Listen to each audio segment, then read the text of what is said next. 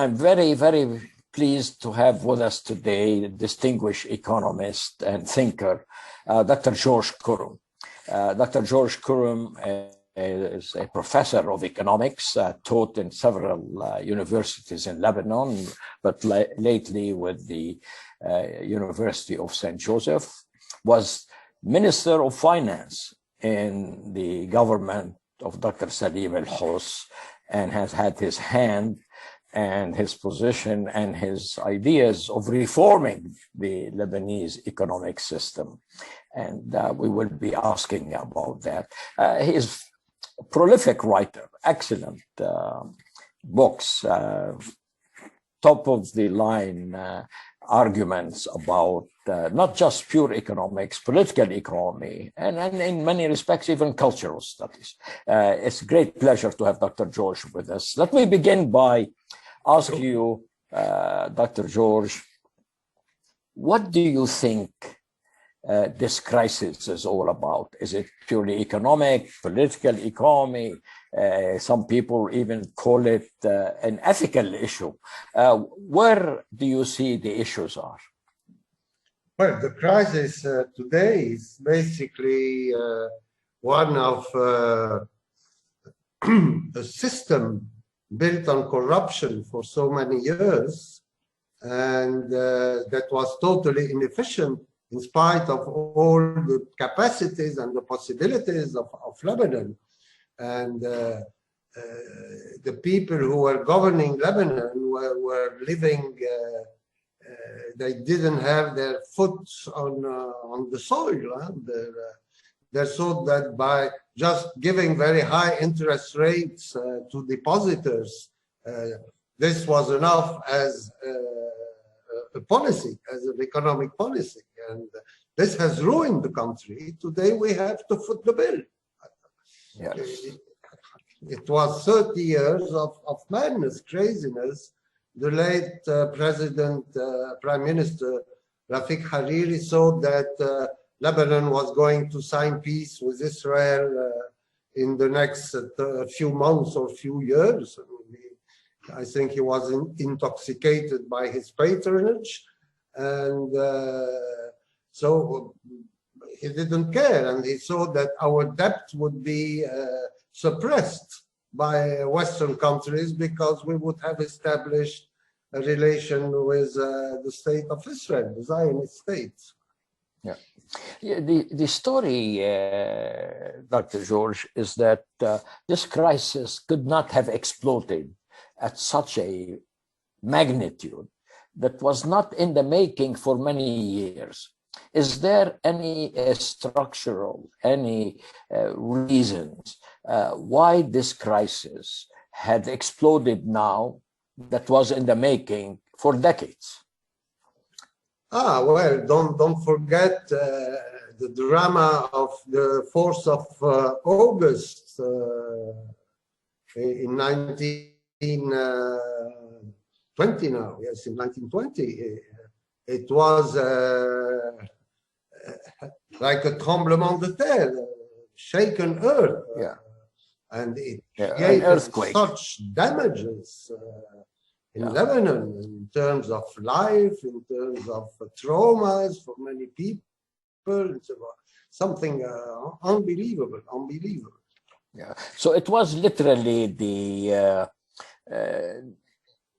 the straw that broke the camel's back, so to speak, but certainly the imbalances in the economy of Lebanon, imbalances in terms of the sources of income, the imbalance of the incredible balance of trade deficit, where Lebanon imports 80% of what it requires, the imbalance in the sectors where services is such a huge contributor to income, and where the commodity producing sectors are minuscule compared to the contribution of services. And then the confessional system must have had something to do with the way the economy was run, and the feeling of, or the practice of so many of the political class that the government and the state is some sort of a farm that they could exploit. How do these factors play into the crisis today? Oh, yes, of course, they play into the crisis.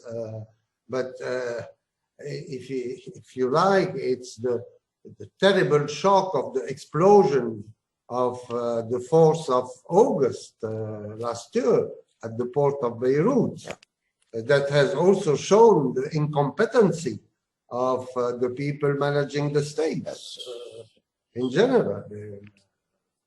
And really, I mean, the trauma, the suffering of thousands of people because of this explosion is something incredible. And everybody knew about this ammonium that was deposited by a mysterious boat some 15 years ago, something like that. We'll leave it at mysterious. The indicators of economic dysfunction that came in the wake of the COVID and the explosion in the port and the severe structural problems and the political class inaction and irresponsibility, if not in some views, the outright theft of Lebanese wealth, now has dislodged the economy in such a way that we have 40% unemployment, GDP lost more than 40%, from 55 billion US dollars to 33 billion in 2020, and is continuing its decline. And half of the Lebanese have been pushed into a position of poverty below the poverty line that people use to define who is poor and who's not. The question is there an end to this? Where are we going? Yeah, well, let us first analyze some of the previous policies, especially the trade policies of the late Prime Minister Rafiq Hariri, who had signed free trade agreements with almost the entire world, and especially with countries like Saudi Arabia or other countries that heavily subsidize their exports. And he didn't care about encouraging exports. I mean, his view that someday the international community will come and will pay the debts of Lebanon, especially if Lebanon goes and signs peace with Israel. This was his very naive view, and he had absolutely no clue to developing industry, the industrial capacity of Lebanon, to ICT, for which Lebanon has a great comparative advantage in the region. Nothing. He was just interested in signing free trade agreements. And even with the European community, usually, I myself, when I was minister, I was asking the European Union for 10, 15 years to adapt to its agreement, and for an amount of at least 500 million euros to modernize the industrial capacity of Lebanon. Well, he went and he signed with the European Union for 10 million euros. Wow. To receive only 10 million euros. So he had this very naive approach that peace was coming and that international community will come and will take care of the financial mess of Lebanon. Yeah. You see, with hindsight, and now we know that we had an exchange rate in Lebanon that was highly overvalued.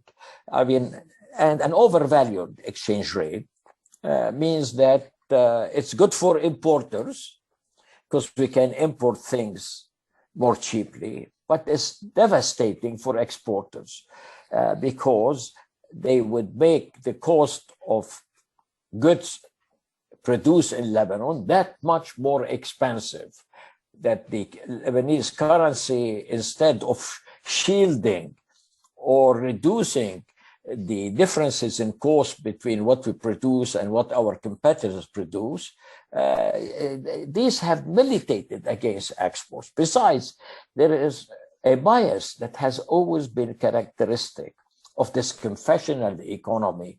And I'll explain a bit that to some extent, there are only two groups, unfortunately, that were looked after. The traders that are typically in the coastal cities or on the trade routes, and the bureaucracy that benefited from this, because the only tax revenue used to be on imports. The story was that there was such a bias against exports. And now we're into a position where, as you said, that we were dependent on money flowing into Lebanon, whether laundering or political money or tax dodgers. But the story is that we have not developed the productive economy that could have met the needs of people and could have given us a chance to earn our dollars by exporting our products. Lebanon had felt so comfortably exporting its people instead of exporting its products. Yes, you're right, but not totally. I would disagree a little bit. Yeah, sure. Because the biggest prosperity of Lebanon was due to its floating exchange rate in the 50s, the 60s, until came Mr. Hariri and made a fixed rate. And our industries, most of them are light industries. So there is a lot of component being imported to produce what we produce. So the more you had an improvement in the rate of exchange, the more our industries paradoxically became more competitive in the 60s and the 70s. And by the end of 1970, we were exporting something like, at the time, $700 million of industrial exports. Wow. We don't have heavy industries, we just have light industries. And the floating rate was a big plus for the Lebanese industries at the time. And then when Hariri came to Lebanon and made a fixed rate at a very high level, as you mentioned, then our industrial capacity were handicapped. Yeah, absolutely. I mean, at one time, there was presumably a justification. The justification given is that inflation was absolutely rampant, and we needed something called financial anchor so that the prices don't run away. But the trouble is that when you kept a fixed exchange rate and the inflation was going on, that translated automatically into a more appreciated Lebanese pound, so that the fixed exchange rate did not keep it fixed at a level. It became more and more inflated and militated against exports. But here, I mean, the late Prime Minister Hariri went against the international trend because all exchange rates were floating. The international monetary system had left the fixed exchange rate, and all the currencies in the world were floating one against each other. So when everybody goes to floating, he went to fixed. Total madness. Total madness. And with the level of interest rates that I mean, people were investing in treasury bonds at very high prices, or eventually in the real estate sector. and that was it. And nobody was investing in industry. No, nobody would. You see, I mean, that's the other side, is that when you have such high interest rate on your deposits and on bonds, Of course. there is no chance anybody would take the risk in industry and to get a lower rate of profit, lower than the interest rate. So no question about it. You know, I used to call Lebanon the real estate and banking republic. Well, it is, and still is, and now more than ever. Well, no, banking now it's finished. Banking, I don't know what they did with the deposits when they hide them. I don't know, somewhere. No, certainly, but where? I don't know. No, it's inconceivable that the government and the banks would literally put their hold on the deposits and the savings of people. I've never heard. I don't think there is. No, nor do I. Yeah. Nor do I. And this is why I call the system today a bankocracy. Yeah. It is the hypocrisy of banks really commandeering the resources of people. And we lost this. And to regain it is I wouldn't say banks today. I would say mafia. I wouldn't talk of banks. I would say it's mafia economy. Well, it is to some extent. The mafias are absolutely confessional systems. You cannot hold anybody accountable in Lebanon because automatically, if you jump to get, say, the prime minister, then his Sunni sect would come and say this is a red line. You go against the central bank governor who should be held responsible for allowing the Lebanese pound to lose its value, automatically people would jump and say that's another red line. So if all these red lines are there, how on earth can the Lebanese people and the Lebanese economy reconstitute itself in a way it can hold people responsible for the theft of their wealth and their resources? Yeah. Except that for the governor of the central bank, the central bank has been accused of money laundering, accused in France, accused in Great Britain, accused in Switzerland. Wow. And he's still in place. We have a very courageous Minister of Justice who has tried also to demote him, and she couldn't. She couldn't because apparently he is very well protected by the U.S. Yeah, and the political system too, to a great extent. Our Lebanese political leaders, who for all practical purposes are heads of literally what people would call mafia-like systems, they have exercised all their power to shield the responsible people from any accountability.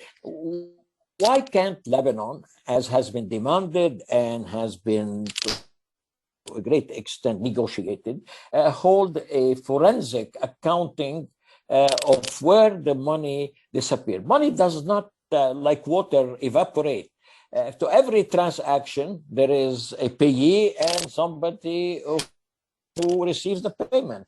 Who liquidated the $360 billion that were in the Lebanese banking system? Where are they? In my view, they are outside Lebanon, being transferred outside Lebanon. But as you may know, today the company that has been chosen to do the forensic audit is being prevented to carry on its mission by the fact that the central bank doesn't handle the necessary documents. Well, in the absence of any sign or any expectation that the people responsible for the crisis or who have not dealt with it, not probably instigated it, but let's say they did not come with any solutions. What would you think could help Lebanon now? I mean, is there any practical or program of recovery that might help Lebanon, put an end to that depression, inflation cycle that we're into? Is there any light?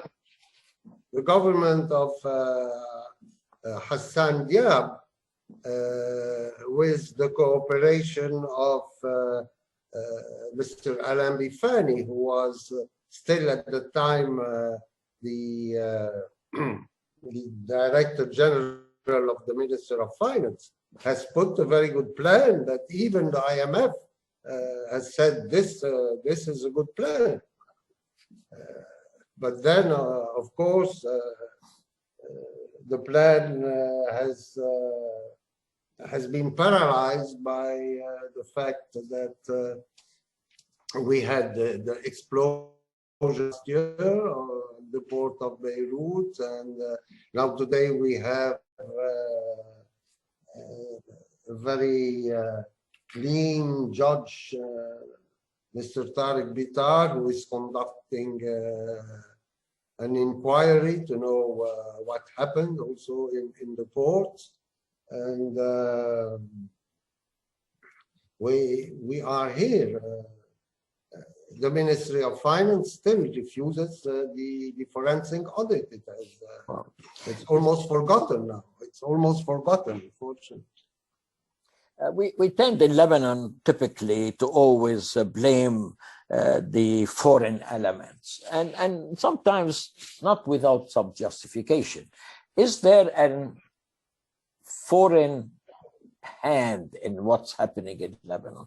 Could the situation have deteriorated to such an extent without some acceptance of what's happening on the part of local, domestic, national political leaders and some international support for them?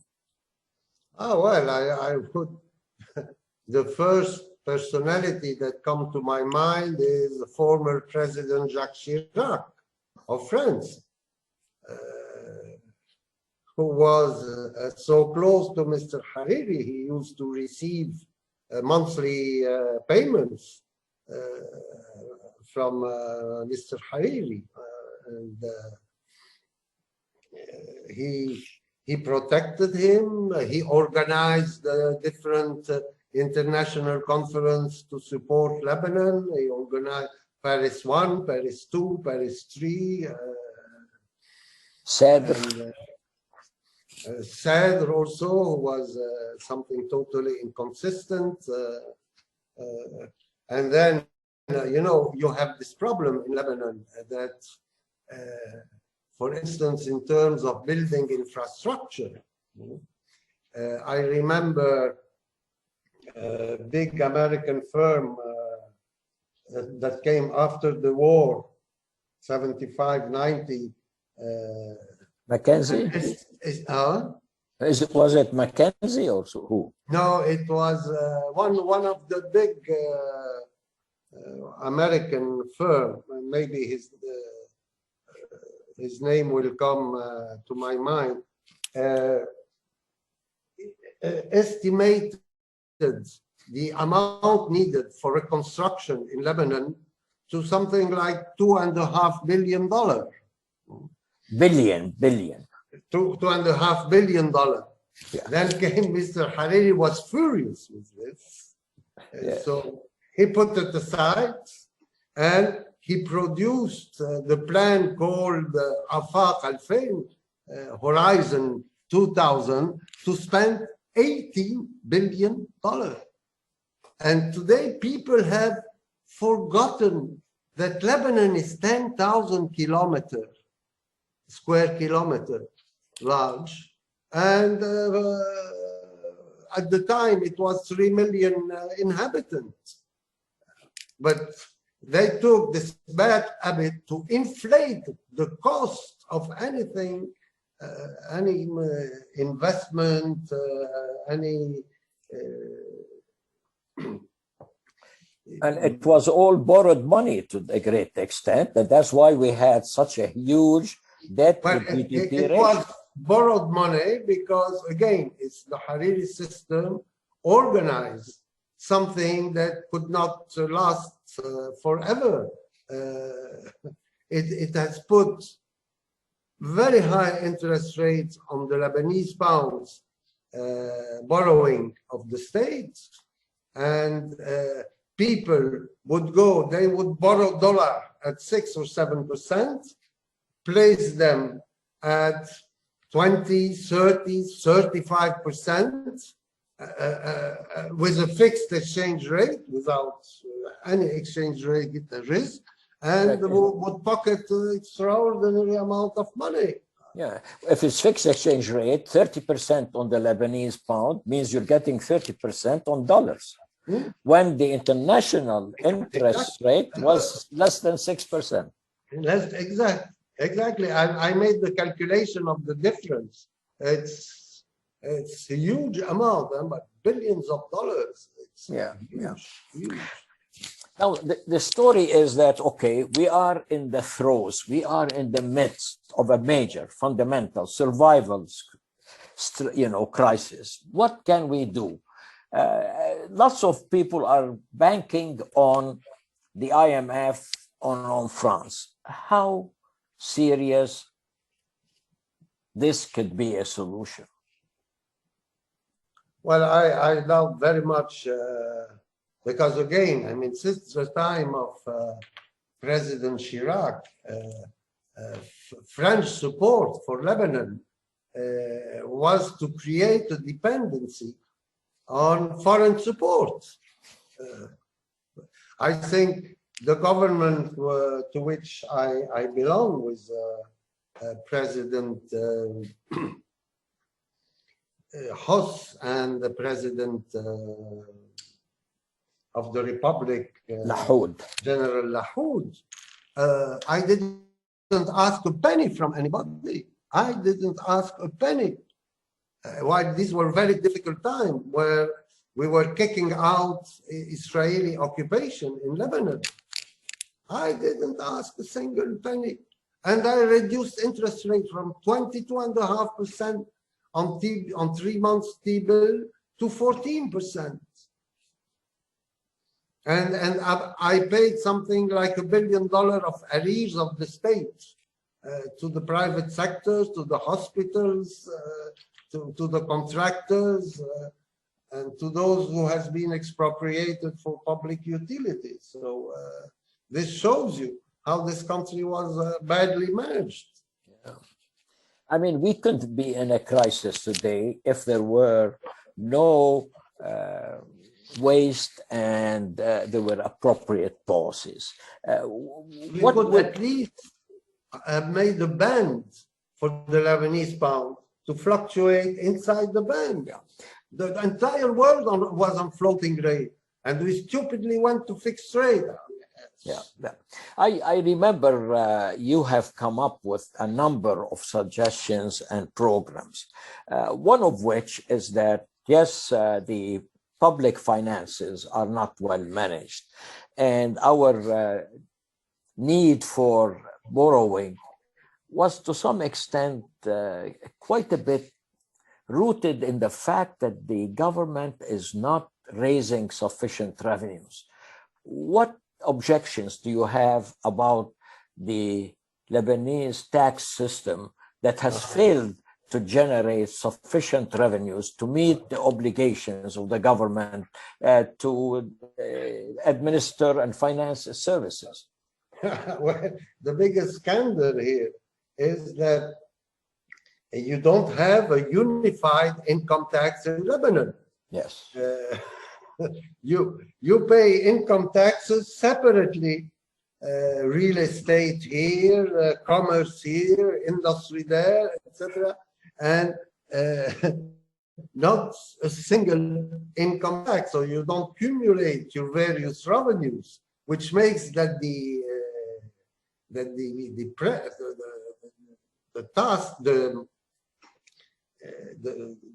income pressure on the private sector or on private people is extremely low. Yes. I had the project to unify the income tax, to have even the taxpayer to make just one declaration per year, as in every country.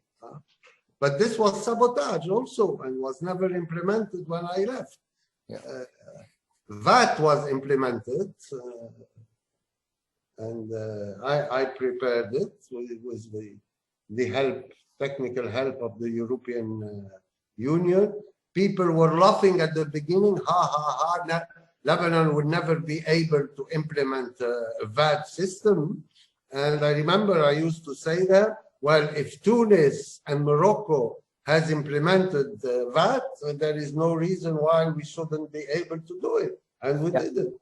VAT is a value-added tax, which is tax on consumption. I mean, many people have felt like, yes, we do not have a tax system that's unified, that's appropriate, that can generate sufficient revenues to meet the obligations of the government. But many people feel also that there are incredible inequities, totally inequitable, and it's a regressive tax system, in the sense that the poor people pay a larger share of this tax, and the rich are literally, one way or the other, not shouldering the responsibilities that their wealth and income would obligate them towards the society in which they live.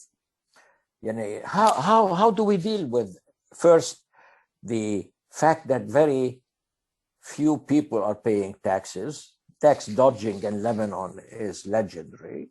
And how do we make that tax more equitable?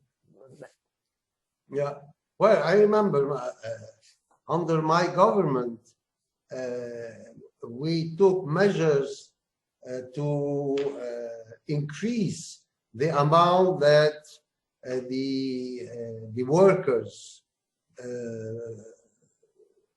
can deduct from their income tax to take into account their family needs. We increased it very substantially. And I was preparing a unified income tax so that rich people would really pay a fair share of the income tax. Unfortunately, when I left the ministry, this VAT was kept by my successor government, but the unified income tax was not adopted at all. Yes.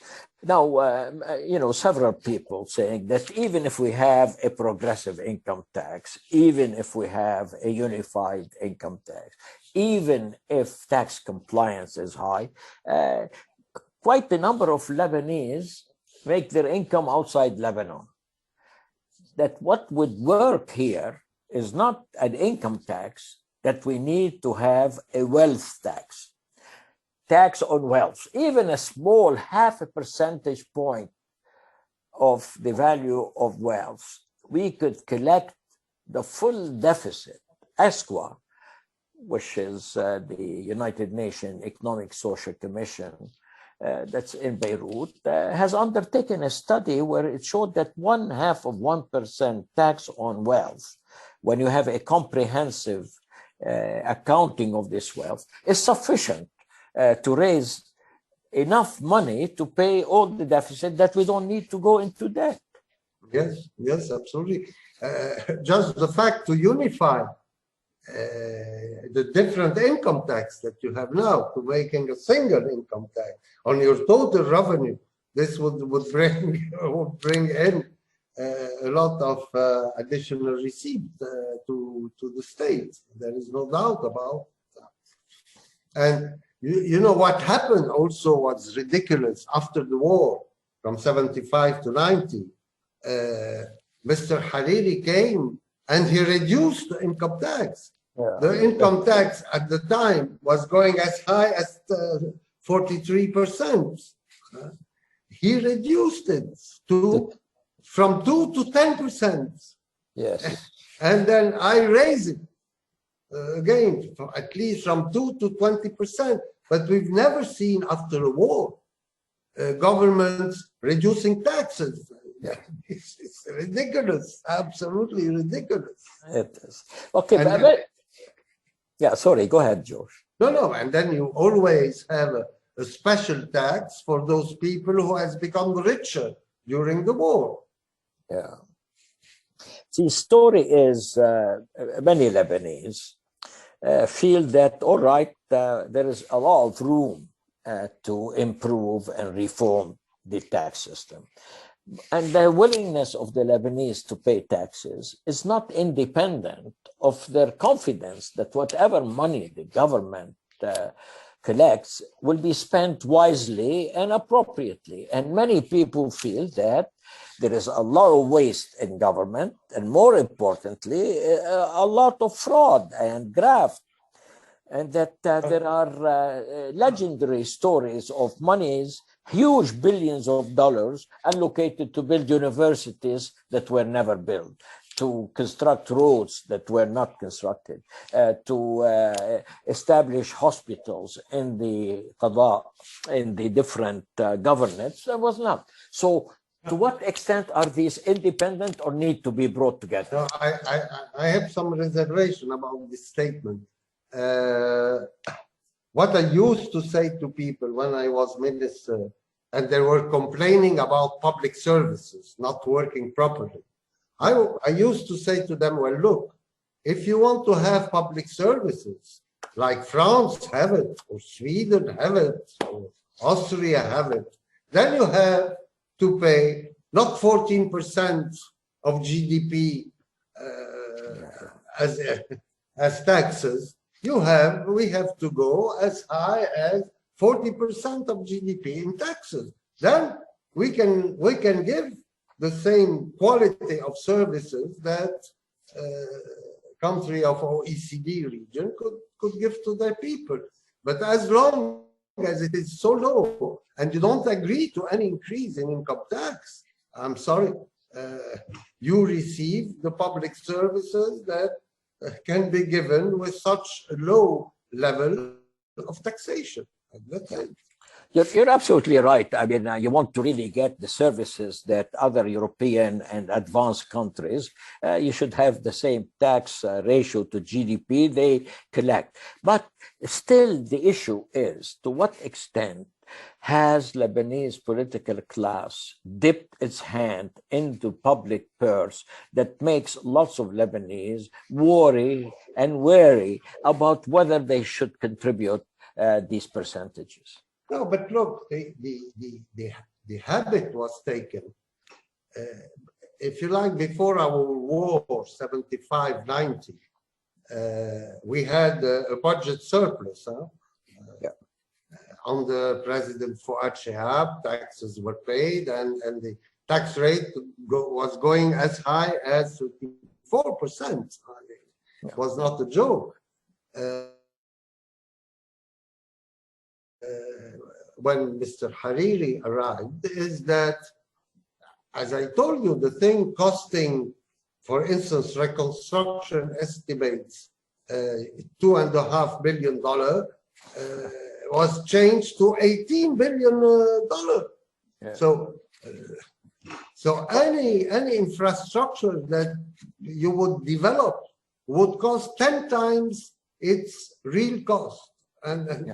And the difference would go into the pockets of corrupted politicians. Yeah, exactly. That's the real issue. Okay, you and I, Dr. George, and a group of social scientists, Dr. Samir Mahdisi, Dr. Hudazre, Dr.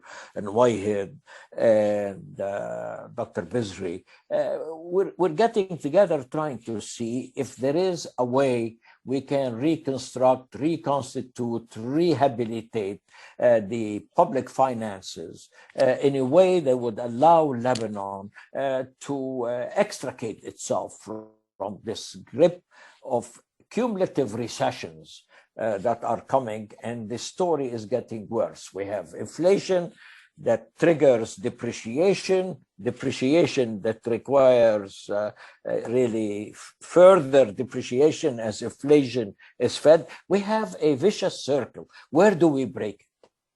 Yes, but again, Dr. Kubursi, we have to stop inflating the cost of investment in Lebanon. To rehabilitate 1 kilometer of road, which should cost certainly not more than $500,000, is costing $10 million or $15 million. And this is a bad habit. This is now ingrained mechanism of corruption in Lebanon. Yes, absolutely. Okay, I mean, people have estimated that now we need at least around $6 to $10 billion, fresh dollars. Now, there is a new word in Lebanon called fresh dollars. But this is also a craziness, fresh dollar, lodar. Yeah, exactly. So the story is, how do we get these dollars? People saying, all right, we're going to go and see that the French revive Sadr or all these, programs, or we're going to really borrow from the IMF. But people forget that Europeans and the IMF are not going to give you money for the color of your eyes or from their good heart. They usually have conditionalities and others. And some of these conditionalities are probably not the type that Lebanon or Lebanese can honorably live with. So what do we do? Do we have to really, succumb to the dictates of others, which we know may very much threaten our sovereignty and our civil peace? No, of course. But first of all, I think that we should put our feet on earth because the costs, the way projects are costed is only a reflection of the corruption in the economy. We are only 10,000 square kilometers.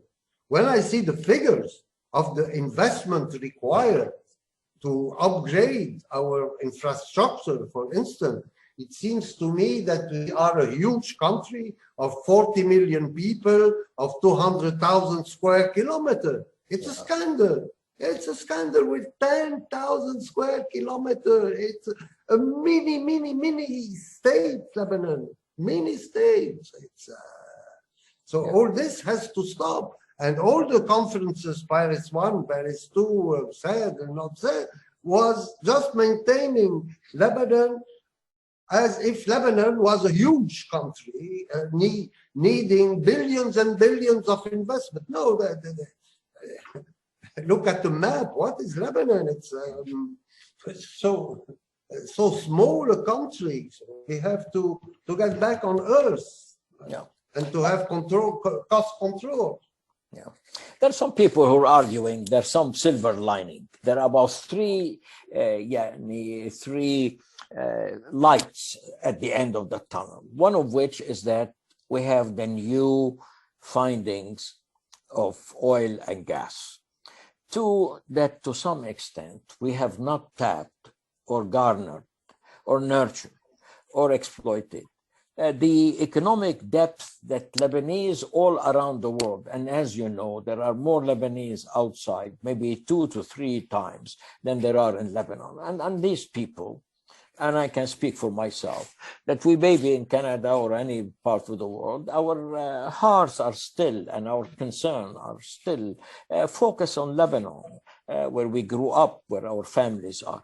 To what extent can we devise, construct, create mechanisms, funds, trust funds, as you know, some have suggested, that we can ask Lebanese to buy bonds or deposit foreign currency, but it will be governed by representatives of those people who contribute. So there is no chance that it could be, given directly to people you don't trust, who probably might commandeer some of these things. And there is enough precedence to say this. And how can we put all this new wealth that's going to come all in this trust fund that will invest in productive areas, as you said, industry, agriculture, ICT, information computer technologies, creativity. Lebanon could be a hub of some of the best haute couture culture and information and knowledge economy to create a sort of a different trend, a different track that might bring Lebanon a chance to recover itself from the throes of this recession, depression, and crisis. Yes, but look, I think that Lebanese young people working in the ICT sector are still there. Some of them, a lot have left very recently because of the events, and there were a source of funding of the Lebanese economy. It was a very well developed sector, and they used to work for external companies asking for their services. Yes. But now you see, with this awful experience of grabbing the deposits of the Lebanese and preventing the Lebanese to access their deposits, what is the kind of confidence you could have in any project in Lebanon? Yes. How can you do project from, especially from outside? Yeah. It is only the disqualified and the class of politicians that go to projects financing. Yeah. But if you put it in a trust fund, that would really be outside the banking system or the current kleptocracy that's ruling the banks and the government, and you bring representatives from outside who have dished their money and elect the representatives to administer this and invest in productive things. And you don't need to pay these people much, and maybe some would be willing to forego payment for a few years, but then you tie any return to them to the growth of the GDP. If the GDP that they have helped to increase by their investment starts to give returns, you tie their compensation to the productivity of the economy. As long as the corrupted people are the ones that are dominating the political scene, you cannot even implement such a nice scheme. But it should be outside their influence, if it's possible. I mean, one has to be realistic. To what extent can we, as immigrants, get together, elect our representative, establish this trust fund, allow them to invest in productive sectors, tie their returns to the productivity of the economy? How can we, I mean, is there a chance we can do this outside the political framework? Without mentioning names. Yes. There has been a group of Lebanese immigrants that has contacted also the European Bank for Reconstruction and Development here in Beirut. Yeah. And to have them to participate in such a scheme. And they refused. They refused.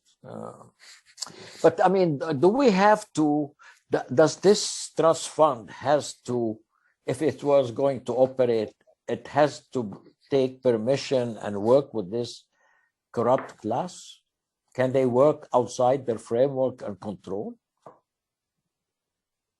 Yes, but I mean, you will be stopped very easily by these guys, by the corrupt establishment. I mean, there are lots of us who feel that in some sense, what we are experiencing in Lebanon is economic warfare. That there are forces who would like to see the Lebanese people hungry, dispossessed, unemployed. So they would come crawling on their stomachs to the international dictates that would like to impose their solution to the Arab-Israeli at our expense. Well, yes, of course. And then you have seen the duo of the Saudi Arabian ambassador and the French ambassador who went to Saudi Arabia to discuss what to do with Lebanon. No, it's an insult as a. Of course, it's an insult. Yeah, the Lebanese. And the story is: do we have to come to this? Is there no way, no option, no alternative? Look, why has Lebanon completely turned its back on the Russian, Chinese, Iranian alternatives that they have really put forward to do things in Lebanon, and that the Eastern option has been snuffed, destroyed, nipped in its bud? Why? No, but I believe what we can do is to produce a plan for the future, whereby I would put on the top of the agenda the monetary policy of Lebanon. Yeah. And secondly, the abolition of all these crazy free trade agreements. I would go to WTO, say, look, sorry, I have a problem. I have to suspend all these free trade agreements. We cannot continue with these free trade agreements. And this is the way to go without it. And to prepare to have a new Lebanese pound that would have a real value. Yes. Today we even have in Lebanon, if you take only the illegal properties on the Mediterranean shores that we have, we can get out of this billions of dollars. Absolutely. I think that without going to dig under the water at 3,000 kilometers, if there is oil and gas. Let's see in the Bekaa Valley in the 60s. We knew that there was oil resources in the Bekaa Valley. Why don't we look there? You mentioned something very interesting, Dr. George. And what I really like is this idea that Brazil has used. Brazil, everybody tells Brazil, don't really use the Amazon, the rainforest, which to some extent is what's left as part of the lung of the world. Don't slash and burn. They say, all right. You don't want us to slash and burn and produce cattle and industry and agriculture. We will put this in escrow. We will keep it as is. But then all the countries of the world who are saying that this is our lung, you have to come to the table with some money that we can somehow compensate our people for foregoing the economic advantages they could reap from the rainforest. Why can't we say the Mediterranean, which is a pond, which is a small amount, that we will preserve its clarity, its cleanliness, its environmental functions. We will put it in escrow, no more any activity that will pollute it, but then all the riparians that are around the Mediterranean, from the extreme west all the way to the east, will have to fork the money to Lebanon. I will put this as one of the, what you call it, the collateral, so to speak, to the debt of Lebanon. But you can also, think of the sun. You can have a lot of electricity produced cleanly by the sun that we have. Solar energy. Solar energy. We shouldn't be spending $1 on non-solar energy in Lebanon. But then you bankrupt all these people corruptly, literally selling the generator that pollutes and exploit people's needs. There are so many green and sustainable alternatives to the mess that we are in. It's not hopeless, We need the political will. We need the people, the clean people who come to the table and, see that these projects are implemented. I don't think it's hopeless, but as long as we are under the grip of a corrupt mafioso system,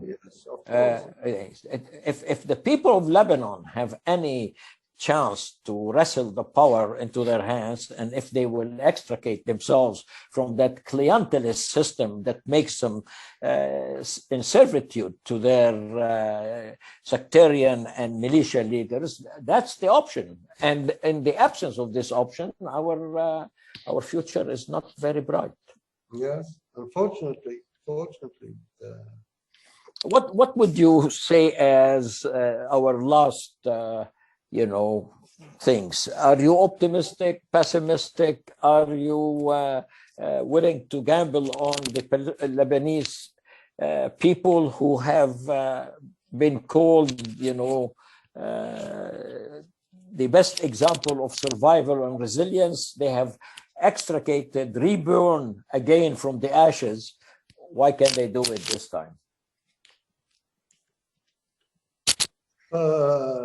Because in my view, you have in the mind of any Western decision maker, what he considers essential is to forget about Palestinian rights and to make relations with the state of Israel.